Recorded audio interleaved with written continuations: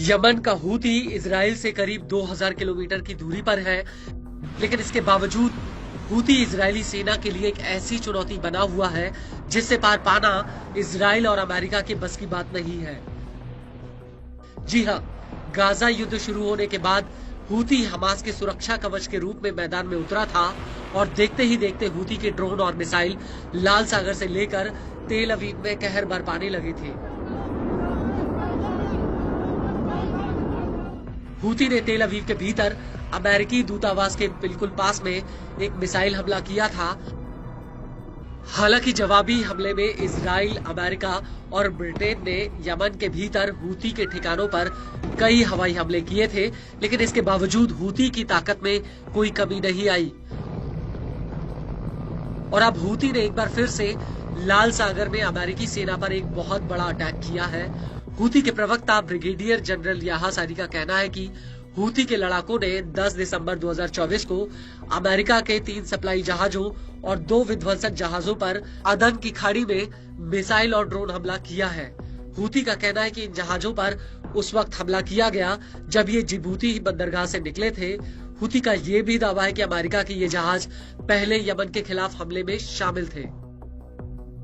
नफ़ज़त القوات البحرية وسلاح الجو المسير والقوة الصاروخية عملية عسكرية نوعية استهدفت من خلالها 3 سفن إمداد أمريكية بعد خروجها من ميناء جيبوتي، وسبق ومارست عدوانها على اليمن، وكذلك استهدفت مدمرتين أمريكيتين في خليج عدن كانت ترافق سفن الإمداد.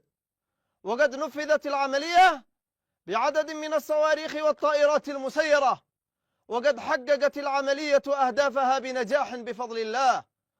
ويعد هذا الاستهداف لهذه السفن والمدمرات هو الثاني خلال 10 أيام. Houthi का यह भी कहना है कि उसने इजराइल के कब्जे वाले जाफा और एश्केलॉन में सैन्य टारगेट्स पर हमला किया है। हूती के मुताबिक उसने यहां पर 2 ड्रोन हमले किए हैं।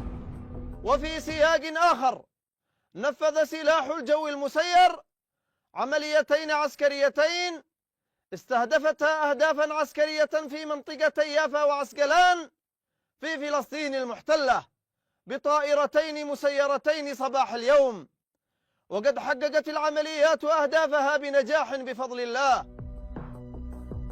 हालांकि हूती के इस हमलों को लेकर मिडिल ईस्ट में अमेरिकी सेना सेंटकॉम ने एक बयान जारी किया है। सेंटकॉम का कहना है कि विध्वंसक जहाज ने चालक दल की सुरक्षा सुनिश्चित करते हुए एक तरफा ड्रोन और एक एंटी शिप क्रूज मिसाइल को हवा में ही मार गिराया। इसके साथ साथ सिविलियन जहाज और उनके चालक दल को भी सुरक्षित किया गया। विध्वंसक जहाज 3 अमेरिकी जहाजों की अगुवाई कर रहे थे जो मर्चेंट झंडे वाले थे। हूती के हमलों में जहाजों को कोई नुकसान नहीं हुआ है और इसी विध्वंसक ने पिछले 2 हफ्तों में हूती के एक और हमले को नाकाम कर दिया था। आपको बता दें कि अमेरिका का कहना है कि 2 अमेरिकी नेवी जहाज यूएसएस स्टॉकडेल और यूएसएस ओकेन ने हूती के हमलों का जवाब दिया। वहीं न्यूज एजेंसी एसोसिएट प्रेस का कहना है कि अमेरिकी नेवी हेलीकॉप्टर और फ्रांस के एयरफोर्स के जेट्स ने इस हमले को नाकाम करने में मदद की है। इन दोनों ने मिलकर हूती के ड्रोन और एक मिसाइल को हवा में ही गिरा दिया। आपको बता दें कि हूती ने इन जहाजों पर 30 नवंबर 2024 को और 1 दिसंबर 2024 को भी हमला किया था और इन हमलों के बाद हूती ने 9 दिसंबर 2024 को केंद्रीय इजराइल के यावने शहर पर एक ड्रोन अटैक किया था। हूती का ये ड्रोन यहाँ पर एक बिल्डिंग के 15वें फ्लोर पर फटा था, जिसका एक वीडियो भी सामने आया था। हालांकि इस हमले में कोई हताहत नहीं हुआ था।